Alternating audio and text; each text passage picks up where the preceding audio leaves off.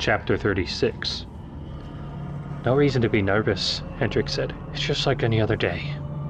Altman got the feeling that he was saying it to try to convince himself. "No worries," he said. "It'll be a piece of cake." They went down to 1,000 meters, the sickly sea life at first present and then slowly dwindling. Then 2,000, the sea becoming more and more deserted, but still a few flickers of life, the phosphors of a viper fish passing and spinning away into the darkness, a bony fang tooth caught briefly in the lights, looking like a half-formed thing, a bathyscapoid squid that resembled a disembodied head made of glass. At 2,700 meters, they could make out the lights below, no more than pinpricks in the darkness. Slowly, they grew larger. Altman was still watching them when he heard a whimper behind him. He turned. Hendricks was pale and stiff-faced. Tears were dripping slowly from his eyes. He didn't seem to notice them. "Oh God," thought Altman, "something's wrong. Maybe I was wrong to tell Stevens to let Hendricks go ahead with the dive." But even then, he didn't feel nervous for himself, only worried for Hendricks. Hendricks would never do anything to hurt him.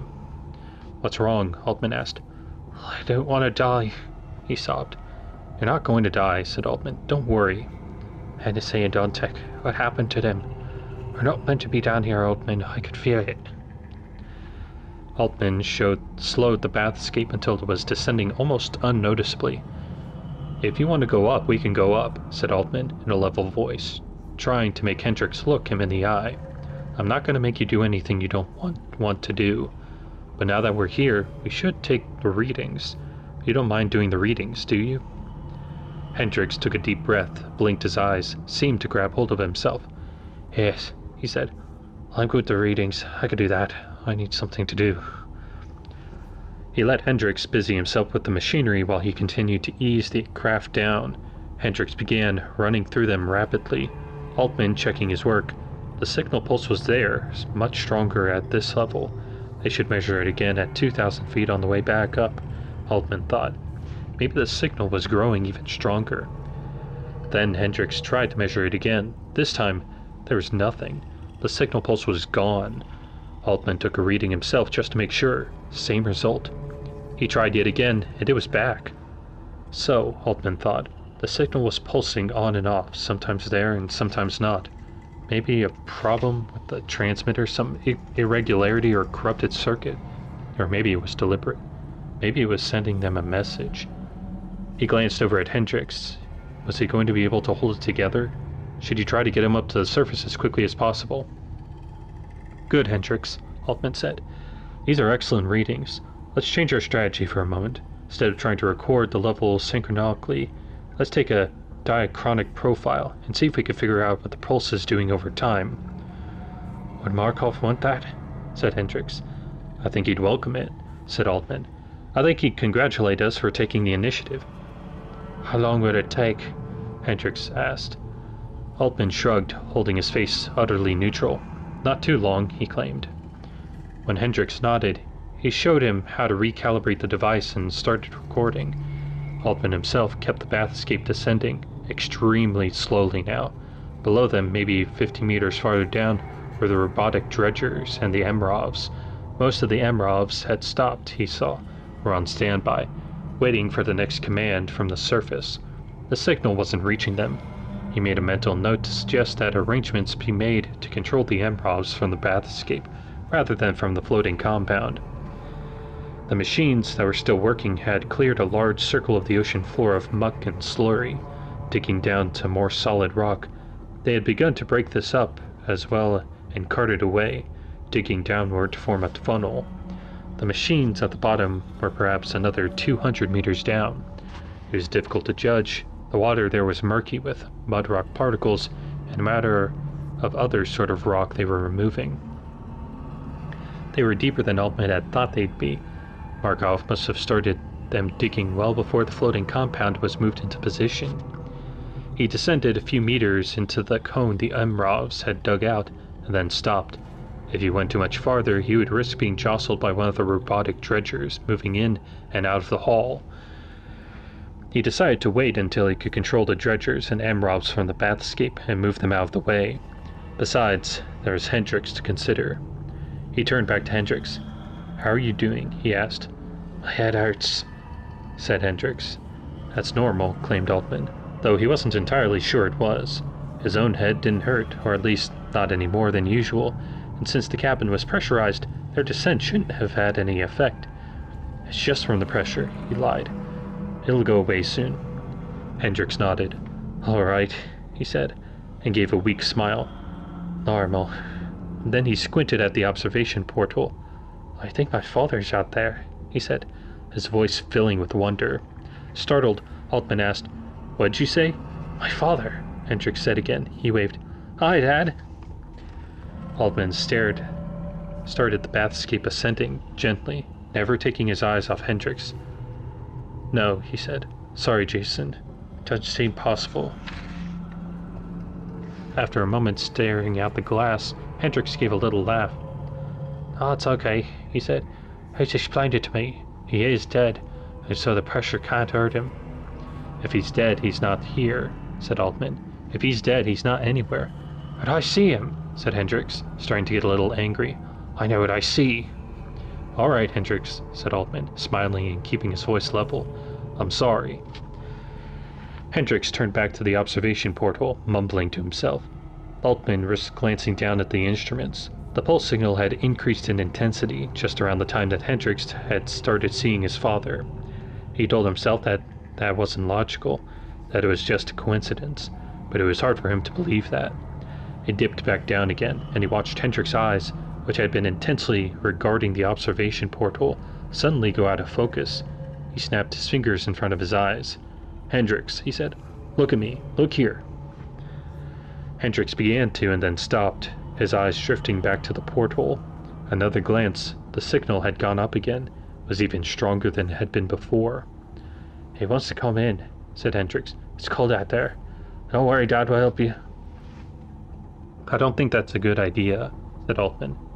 Hendricks got up from the chair and stumbled to the observation porthole, knocking his head against the glass. He hit it with his head again and again. "Hendricks," said Altman, grabbing his arm. "Don't!" Hendricks shook Altman off and then elbowed him hard in the face, knocking him out of his chair. "Come in, Dad," he was shouting now. "Come in!" Altman pulled himself up and moved to the far end of the cabin. The controls, he realized, had been knocked in, and they were descending again, slowly, and he hoped he could stop it before they plowed into a dredger. Hendricks was pounding on the porthole with his fist now, stopping only to claw at its edges with his fingernails. Altman searched frantically for a weapon. There was nothing, at least nothing he could immediately see. He searched his pockets, his person. Nothing. He crept forward, crouching. He reached past Hendricks' waist and flicked the lever even, was trying to nudge it forward to make the craft rise when Hendricks cried out and knocked him to the floor. "Don't touch him!" he was screaming. Dazed, Altman stared at the base of the console. "He's gonna kill me," he suddenly realized. "I was wrong. I signed my death warrant when I cleared him." He didn't want to die. There had to be a weapon somewhere. Slowly, trying not to alert Hendricks, he wriggled backward and away from him. Once he was far away, he could get. He sat up with his back to the bulkhead and removed his shoes. The shoes were modified bucklers, with a webbed Vibram sole but a hard heel in the back, the sole flexible and with a snap to it. He stood up, took hold of each shoe by the toe box, made a chopping motion with his arms. Yes, he thought, it might be enough.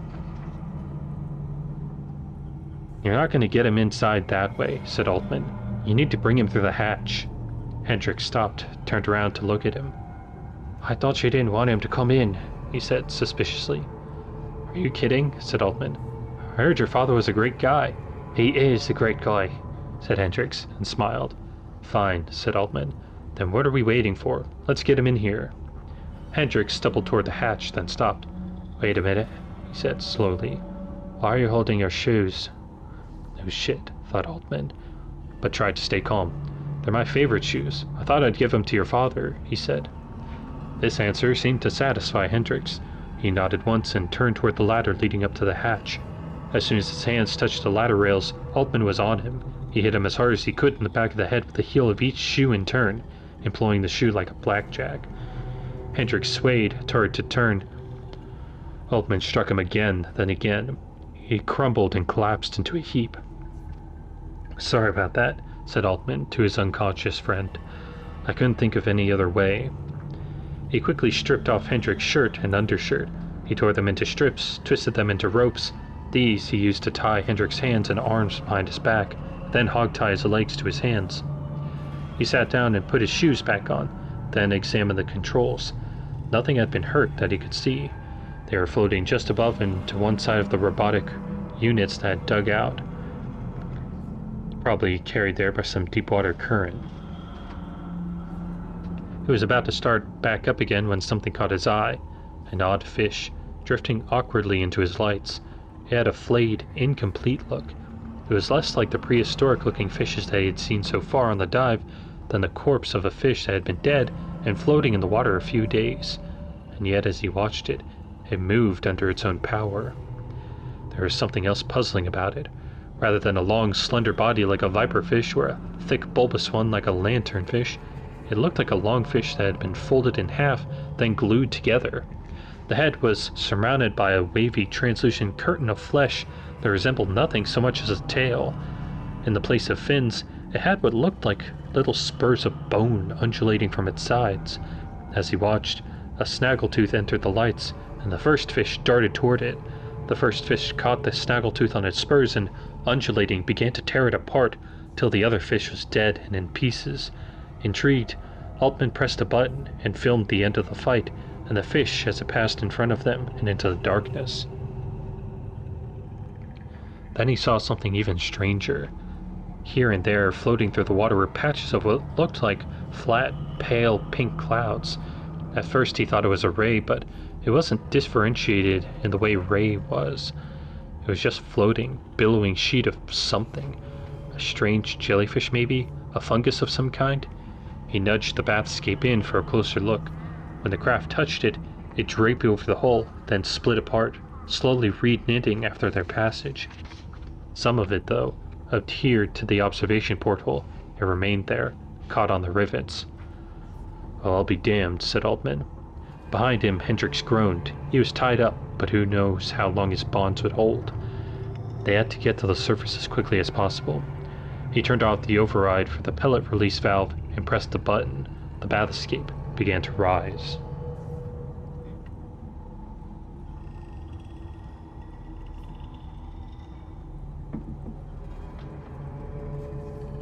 Chapter 37. He started broadcasting a looped SOS at 2,500 meters, but got only static. Hendricks was starting to come around. By 2,000 meters, he was back to his hysteric babbling. Altman tried to ignore it. Through his earpiece, Altman caught brief bits of something that he recognized as human voice, submerged in a wash of static. By 1,700 meters, it was less static than voice, but Hendricks was shouting now, straining at his bonds. "Michael Altman, please respond," he finally heard on the voice. "Michael Altman, how do you read?"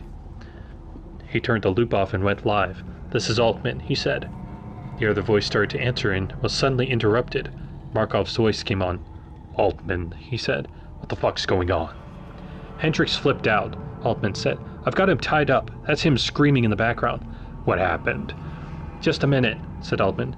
Hendricks had started to work his way loose. He took off his shoes again, slowly crept up next to him. "Altman," Markov's voice was saying in his ears. "Are you all right, Altman?"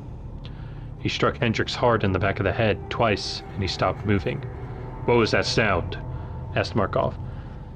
"That sound was the sound of me trying to stay alive," said Altman.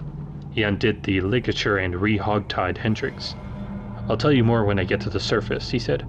"Oh, and it might be a good idea to have a few guards on hand in the submarine bay." Markov had started to speak again, but Altman turned the transmitter off. He began to think. It wasn't likely that Hendricks would break free. As long as he didn't forget about him, things would be okay. He looked out the observation porthole. The tatter of the pale pink substance was still there on the rivets, undulating slightly as the submarine rose. He knew, if Markov saw it, he'd take it away for testing by members of his inner circle, and he, Altman, wouldn't hear anything further about it. Same with the footage of the unusual fish. He removed his holopod from his pocket and connected it to the console, then copied the vid footage of the fish onto it. He'd have to leave it in the system as well. Markov and his minions would no doubt be able to tell if something had been erased, but maybe they wouldn't be able to tell it had been copied. He had to try to find some answers on his own. The pink swath was a little harder, but a plan began to form in his mind. He checked the pulse signal monitor. The signal had fallen off again.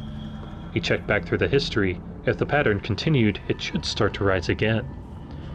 What was he planning to do is outrageous. No doubt Ada would tell him to leave well enough alone, that he was only likely to get himself killed, which was why he would never tell her about it.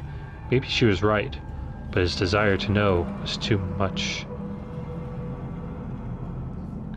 He slowed the bathscape as he came up, trying to time it so that the signal would be the strongest, and Hendricks would be regaining consciousness just at the moment the craft moved into the submarine bay. Hendricks was groaning, his eyes fluttering, by the time they were fully in. Altman knelt down and undid the ligature that hog-tied Hendricks, then undid the rope around his legs but left his hands tied. He unrolled one of the ropes and tore a square of fabric off it, which he tucked into his pocket. Then he helped Hendricks get to his knees. It was cruel, but he couldn't think of any other way. "Where's your father, Hendricks?" he asked. The man's eyes focused briefly, then moved independently of each other, wandering about the sockets. "Hendricks," he said again. He had to hurry. The bay was almost drained down the catwalk. Soon enough, water would be pumped out and guards would be there. "Where's your father?" Hendricks' eyes focused again, and this time stayed focused. "My father?" he said. "He's right here." "We left him down there," suggested Altman. "We abandoned him. You abandoned him." For a moment there was no response, and then abruptly, Hendricks let out an ungodly howl of pain and slammed his head into Altman's chest. It hurt like hell. Then he fell on top of Altman, slavering, trying to bite his face. Altman got his hands against his shoulders and tried desperately to hold him away, watching the man bare his teeth and shake his head like a wild animal. But he was too heavy, was bearing down too hard, his teeth getting closer and closer to Altman's face.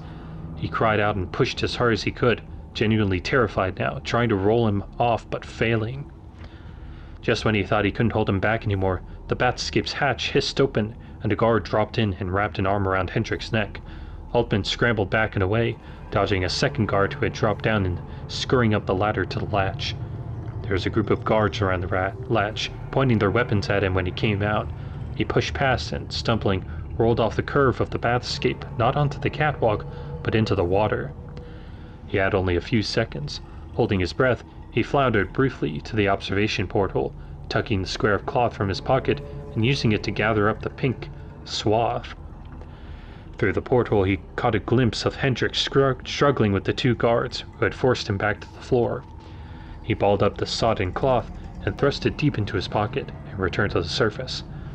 He broke shouts and cries. Hands were immediately there, pulling him onto the catwalk and out of the water. Somebody wrapped a blanket around him. "Don't kill Hendricks," he heard himself shouting. "He doesn't know what he's doing." And then he was hustled out.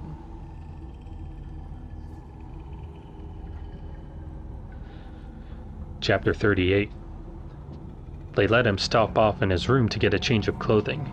He managed to slip the rag out of his pocket and force it, and the pink substance, into an empty water bottle. He secured it in his drawer, and then let the men lead him out. He stripped his clothes off and showered. When he stepped out, he saw that his clothing was gone. When he asked the guards about it, they didn't answer. He got dressed as the guards impassively watched. When he was done, they opened the door and gestured him out. "Where are we going?" he asked. "Debriefing," one said. A few minutes later, he was on the command deck. As soon as he entered, the other people in the room started to clear out. In the end, only he and Markov were left. "All right," said Markov. "Let's hear it. Tell me everything." He told him almost everything. He mentioned the strange fish, knowing that Markov would see the vid recording anyway. He told him about the pink swaths, but didn't mention the sample he had retrieved. He told him about the problems with the MROVs, that they either weren't receiving their commands or had failed in some other way. He described the process that had been made. Markov just nodded. "What happened with Hendricks?" he asked. "How's he doing?" Markov shrugged. "Delirious," he said. "They're shooting him full of something to calm him down. He keeps talking about his father." "He was doing that down there," Altman said. "He thought he saw his father outside the bathscape. He wanted to let him in. He gave a wry smile. I quite understandably was opposed to this. I thought Stevens gave him a clean bill of health, said Markov. He did, said Altman. No reason to think otherwise. I thought he was okay most of the way down. He was a friend. I'm sorry this happened to him. He was unstable. No, said Altman. I think there's more to it than that. He told Markov the whole story, only glossing over the end, suggesting that it was Hendricks himself who had wriggled free of his bonds. We had a diachronic tracking of the pulse signal, Altman said. The strange thing is that it seemed to correspond to Hendricks' mental decay. When the signal was stronger, he started seeing things, becoming paranoid and violent. And when it was weaker, he seemed to be like he normally is. I think the signal changed him.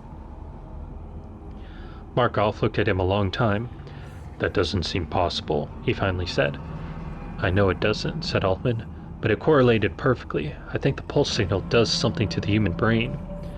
Why didn't it do the same to you? Who knows, said Altman. Maybe I can resist it for some reason, or maybe it's doing things that I haven't managed to notice yet. What do you think it is? Markov asked again, just as he had asked weeks before, in Altman's kitchen. I don't know, said Altman. I haven't seen it yet, but I can tell you one thing. It scares the living shit out of me. They were both silent for a while, lost in their own thoughts. Finally, Markov looked up again. You'll have to go down again, he said. Now? Soon. We need to add some equipment to the console so you can communicate with the MROVs. Funny, said Altman. What's funny? I was going to suggest doing that, he said, adding something to the console. Markov gave him a quizzical look. You did suggest it, he said. That was the first thing you said to us. Don't you remember? Are you all right? I must have been more rattled than I realized, Altman thought. He thought about how to answer Markov, rapidly deciding the best strategy was to ignore it. As long as it's not with Hendricks, I'm willing. I don't mind going down alone. Not alone, said Markov. I want you to take a few trips down. We'll try a different person each time. How do I know they're not going to react like Hendricks did? I was lucky with him. I might not be lucky next time. You become more important than I expected you to be, Markov said. You know how to run the bathscape and take the proper measurements, which means I'm counting on you. I need you to do this. And in exchange? Markov gave him a level stare. No, and in exchange. You'll do it. Is that a threat? Altman asked.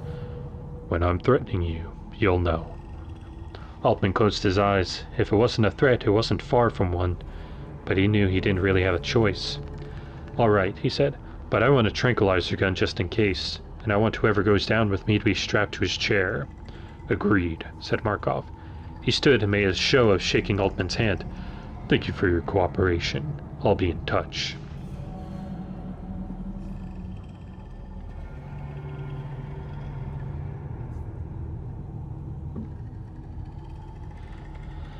Chapter 39. Hendricks woke up in a strange place, some sort of medical facility. The last thing he could remember was being on the bathscape. He and Altman were going down, and then his head had started to hurt so much he could hardly stand it. After that, it all felt like a dream. There had been some kind of problem. He remembered Altman speaking calmly to him, remembered taking readings, but also remembered the feel of the floor. He must have fallen. Maybe they hit something. He felt groggy. Parts of his body were numb, and parts of his brain felt like they had been torn out. There was a tube running into his forearm. Maybe they were experimenting on him. He looked around. He was the only one there. He moved furtively out of the bed, peeling the tape off the tube in his arm and pulling it out. It burned coming out. He dropped it, left it dripping beside the bed, and stumbled to the door. It was locked. He stayed there, staring at the handle. After a while, he heard the sound of footsteps in the hall outside. He rushed back into his bed and half closed his eyes. Through his eyelashes, he watched a door open. A woman came in, dressed in white, carrying a hollow board. She walked straight to his bed. His mind pictured him running out the door at the far end of the room, but in the end, his body did not move. "Hello," said the woman. "How are we today?" He didn't say anything, still pretending to be asleep. "Oh dear, you've torn your IV out again," she said. "We can't have that, can we?" She bent down for the end of the tube. It was at that moment that his body decided to reach up and grab her wrist. True, he was in his body, he was watching through his eyes, but it was doing things he wasn't telling it to do. He wasn't the one controlling it, which meant there must be someone else in there with him. As soon as he thought that, it felt like everything was happening at a little distance, like he sunk deeper into his body, like he'd never be in control of the body again, and yet he could still feel everything. He watched the hand holding the nurse's arm pull her on top of him like she was a doll. He felt the jaw opening and the teeth closing around the nurse's neck, and a series of wet sounds as the neck burst open and warm blood spilled down across his chin and his own neck. Her wrist, the one he was holding, he saw, was broken, crushed, and the arm attached to it was no longer sitting in the socket right. She was trying to gasp for breath, but there was a hole in her windpipe now. All that came out was hissing in a mist of blood. Her face was there just above him, her eyes terrified for a moment, but almost immediately becoming loose in their orbits as she lost consciousness. A few seconds later, after his body had done a few more things to her, he was certain she was dead. If he'd been asked to describe how exactly it happened, he wouldn't have been able to say, though he was fairly certain he had something to do with it, or not him exactly, his body. One moment she was alive, even if just barely, then there was an awful blur of things happening. When they stopped, she was dead. He padded softly to the door and tried it. It was still locked. How was this possible? She'd come through it, hadn't she? She must have had a key. He shambled back to her corpse in search of her pockets, but he couldn't find any pockets. She was too much of a mess. Pushing his bloody hands through the sopping remains of clothing and flesh, he finally found something hard that wasn't a bone. He had just straightened up, bloody key in hand, when he realized that he wasn't alone in the room after all. There was a shape there, in the shadows of the last bed. "Who is it?" he said. "Don't you recognize me?" a voice said. He went a little closer, then closer still. It was as if the person was both there and not there at the same time. And then suddenly he felt a piercing pain in his head. He staggered. When he looked back up, he knew who it was. "Dad," he said. "Good to see you, Jason," he said. "Come sit down. I want to have a serious talk with you." "What about, Dad?" But his dad wasn't where he thought he was. He turned around and found him in another bed. "We're failing, Jason," his dad said. "We shouldn't leave that thing down where you found it. Convergence is not the only thing that matters." "Convergence," said Hendricks. Then he had to search frantically for his father, who somehow had moved again. "I want us all to become one, son." He gave a mournful smile, shaking his head. "Can you imagine?" he said. "Who's they, Dad?" "We have to be very careful, or there'll be nothing left of us." Then his dad smiled. It was a beautiful smile, like he used to give Jason back when he was very young, just a few years old. Jason had forgotten that smile, but now it all came flooding back. "Tell them, Jason," he said. "Tell everyone." "I will, Dad," he whispered. "I will." There was some noise behind him, but he didn't want to look away from his father's face. If he did, he feared he'd never find it again. Then there was shouting. He'd ignored it as long as he could, but it was too powerful. He turned around and moved toward it. There was a roar and a flash, and he was suddenly on the ground, staring straight up at the ceiling. I should get up and tell them, he thought. But then he tried. He couldn't move. I'll just lie here, he thought. "Dad," he whispered, but there was no answer. Chapter 40. "Can I have a copy of this?" asked the ichthyologist, watching the vid. Altman shrugged. "Sure," he said. "What do you think?" "I've never seen anything like it," he said. "Those strange horn-like protrusions, I don't have a precedent for those. You may have discovered a new species, or maybe the result of a mutation of some kind. I can ask around, see if anybody's seen anything like it, but I can never have. So it's unusual. Very unusual." "Well," Altman asked. He was in Sculpt's lab, the water bottle with him. The pink swath had been extracted from it and placed into a specimen tube. From this, Scud had taken a tiny sample, running a genetic test. "He's strange," said Scud. "It's tissue." "What sort of tissue?" "Living tissue," said Scud. "Like flesh. It was once alive, but it has a very unusual genetic profile." "So it is skin that's been torn off something?" "I don't think so," said Scud. "I think maybe it was alive not long ago. It was alive when you found it, maybe even alive until you bottled it. That can't be, said Altman. When I found it was just like this, but in big sheets. It couldn't have been alive. Yes, said Scud. It's a very simple organism. I do not know what it is. It has no brain, no limbs, and was made of almost nothing at all, but it was technically alive. Altman shook his head. You are a doubter, I see, said Scud. I can prove it with a simple experiment. He upturned the sample vial, leaving the pink swath lying curled on the table. He took a battery with a pair of wires connected to it, sparked them against each other, then touched them to one another. Immediately, the swath jolted, moved. You see, said Scud proudly, alive. Don't, said Ada. It's morbid. It's not morbid, said Altman. I'm just stating the facts. This is just anecdotal, mind you, but it still must mean something. She rolled her eyes. Just listen, said Altman. Just listen and give me a hand. He held up one finger. You were the one who started this back in town. I'm just going to give you the same talk you gave me, more or less. Nearly everybody I've talked to on this ship has a headache. Even if I haven't heard them say it out loud, I've seen them clutching their heads. That's not normal. It's just anecdotal, said Ada. It's not scientific. I said that already, said Altman. It could be a gas leak, said Ada, or a problem with the ventilation system. It could be, said Altman, but most of the people have been having headaches long before that. They've been having them ever since the first signal broadcast. He held up a second finger. Insomnia, he said. I've asked around about this. Scholter has it. I have it off and on. That German scientist has it. I heard the 2 guards outside of the command center complaining about it, then later another 3 in the main dome. Have you had it? No, said Ada, but I've been having weird dreams. That's the other thing people are talking about, he said, Altman raising another finger. Strange, vivid dreams. I've had them too. Lots of people have. And then we get to the more extreme cases. He held up 2 more fingers. Attacks, he said, wiggling one. And suicides, he said, wiggling the other. Not scientific, I admit, he said, but we've only been talking a few minutes, and I've already run out of fingers. I've never been around a place where I've seen so many of either. I heard that Windwell went crazy, said Ada.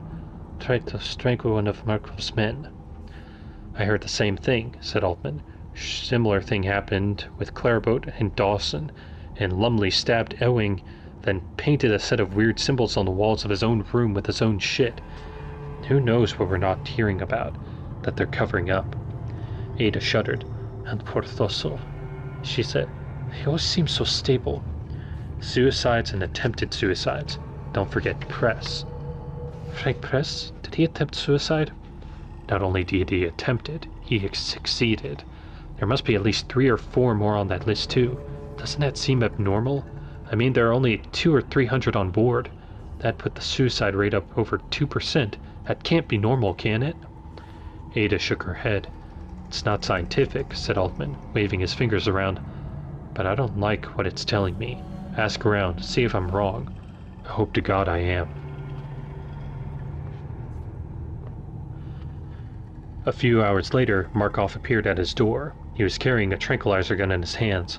It looked like an ordinary pistol with a longer and thicker barrel, a square cartridge near the barrel's end. Ever worked on one of these? He asked. Altman shook his head. He opened the cartridge. Darts go here, he said. Cartridge snaps in and out. There are CO2 cartridges in the grip, but you don't need to worry about changing those. We'll handle it. You pull this bolt back, he said, drawing back the lever on the gun's side, and set the safety like this. It's easy to thumb off. As long as the bolt's back, it'll shoot. Aim for flesh. It won't go through clothing? I didn't say that, said Markov. It'll go through clothing, but clothing means more chances of something going wrong. Aim for flesh. Or if you're not much of a shooter, just try to push it up against the person's chest before you fire. He handed the tranquilizer over to Altman, who held it awkwardly. The dart contains a strong sedative. It'll take a few seconds to take effect, Markov said. It'll hurt going in, but probably not enough to slow the maniac down much. You sure you don't want a real gun? Altman shook his head. You leave in 15 minutes, Markov said. Hurriedly, he tracked down Ada and told her what was happening. I don't want you to go down there again, she said. It doesn't affect me, he kissed her again. Besides, I have no choice. But after what happened to Hendrix, I handled that all right, didn't I? We're still both in one piece, aren't we? She covered her mouth with one hand. You haven't heard, she said. Haven't heard what? Hendrix is dead. He killed a nurse, tore her apart. They had to shoot him. Stunned, he collapsed onto the bed. He didn't trust himself to speak. Even more so than Moresby, this had been his fault. Maybe if he'd turned back when Hendrix first warned, it wouldn't have happened. How many deaths would this be on his conscience before it was all over? Ada was lying beside him, stroking his forehead. I'm sorry, she said. I'm sorry. And then, Michael, don't go. He shook his head. I have to go, he replied. I have no choice. He turned away from her. He climbed out of the bed and made his way heavily down to the submarine bay. Part 5. Collapse.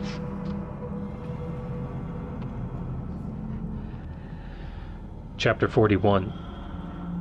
He took 2 trips and had to use the tranquilizer gun once. The first trip reprogrammed the MEMROVs, switched them over to robotic self-control, and the digging progressed at a tremendous pace, but he had to tranquilize the technician accompanying him before they reached the surface. The man gave him a fair amount of advance warning, growing more and more irritable, then finally lashing out. He waited to tranquilize until he was absolutely sure he was violent, and as a result almost waited too long. Indeed, the man was trying to choke him to death as the tranquilizer took effect, and his hand slowly relaxed, and he collapsed. The other trip, strangely enough, was with Stevens, the psychologist, who applied electrodes to both his and Altman's heads, reading changes in their brainwaves as they descended. So I guess this means Markov agrees with me that Hendrix's mental problems might have been caused by the signal, Altman asked. Stevens smiled. How can I know what Markov thinks, Mr. Altman? He answered. Altman stayed ready the whole time, one hand on the tranquilizer gun. But like him, Stevens didn't seem to suffer any adverse effects. He just stayed crouched over his equipment, looking up at Altman from time to time and smiling. Learn anything? Said Altman.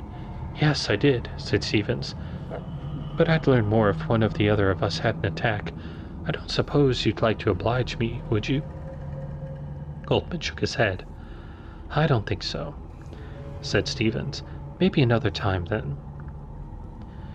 The next trip consisted of himself and a jovial engineer named David Kimball, descending to retrieve the driller bathscape, though Altman wasn't briefed until they were already on the way down. It'll be simple, said Kimball, patting the large, chrome-plated machine that had been bolted to the console just for this trip. Just a matter of minutes. All we have to do is direct the electrical pulse at the bathscape. What'll that do? Asked Altman. It'll release the latches for the ballast chambers, said Kimball. This will cause the ballast to rush out. After that, the bathscape will rise on its own. Sounds easy enough that a robot could do it, said Altman. A robot could do it, said Kimball, but Markov thought it'd be better to have us do it. Why? Asked Altman. I don't know, said Kimball. He didn't say. In case anything goes wrong, Altman added in his head. When they reached the ocean floor, they continued to move downward into an inverted cone that the robotic excavators had created. Having completed their tasks, the units now stood motionless, strange statues in the darkness. The bathscape descended, the cone slowly tightening on them. He brightened the lights and turned the vidscreen cameras on. Altman glanced over at Kimball. He seemed like he was doing all right, though he looked a little distracted, slightly jumpy. Nothing to worry about yet, thought Altman. Just to be safe, he checked to see the tranquilizer pistol was cocked and ready. You been down here before? Kimball asked. Altman nodded. Nothing to worry about, he said. He showed me the vid, he said. You seen that? Yes, said Altman. I had no idea, said Kimball. Do you think it'll be as bad as it looks? Yeah, said Altman. They fell silent. Down below they could see something, a vague shape that slowly became clearer. It was a huge structure, 2 tapering pillars twisting sinuously around each other and rising to a point. It seemed to be made of stone, but there was no doubt in Altman's mind that it was constructed rather than just a natural phenomenon. Coming closer just confirmed it. It was covered with symbols, weird hieroglyphs, unlike anything he had ever seen. They covered every inch of the object, winding downward around its body and up to the twin horns of the thing. It was massive and gave off the impression of great age. At once beautiful and vaguely menacing, it was completely alien. It had not, Altman knew immediately upon seeing it, been built by human hands. Why had it been built, and how? The stone showed no breaks or cracks or joints, as if it was a single gigantic piece, and the shape, it reminded him of something. But what was it? And then he suddenly knew. The tail of the devil, whispered Altman. Holy shit, said Kimball, awe in his voice. The symbols were either luminescent or catching the bathscape light in a very particular way. He checked the displays. The pulse signal was negligible at that moment. Probably a good thing, he thought. Do you think it's safe to get close? Asked Kimball. What is it? Wondered Altman aloud. Who made it? He moved the bathscape slowly around just above it, filming it from all angles. It was the most impressive thing he had ever seen. Then he zoomed the camera in closer to record some of the symbols. He would have kept doing it, but Kimball's nerves were rising. This is freaking me out. Let's get the other sub and get out of here, Kimball said. There it was, sunken at the base of the artifact. Altman descended farther, got as close as he could, and shone a light into the observation porthole. Even from that vantage, the inside of the cabin was a nightmare. Blood spread over the windows and the walls, smeared in odd patterns. He moved the lights quickly away before Kimball could get a better look. He played the lights along the side of the craft, looking for signs of damage, but the air seal remained intact. In theory, it should rise, albeit slowly. Ready? He asked Kimball. Ready, Kimball said. Altman moved around until there was no danger of hitting the marker, and then fired the pulse. It struck the driller bathscape full on, an eerie electric glow fizzling along its hull. Then its ballast chambers began to empty, the lead pellets pattering down and raising a cloud of silt.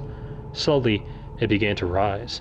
He watched it come, passing just a half-dozen meters away from them, and move upward. It tilted, and a disembodied arm rolled against the observation porthole. Ready or not, he thought. And then their own bathscape started up in pursuit. Thank you. That was part 8 of Dead Space Martyr. Thank you for listening, and good night.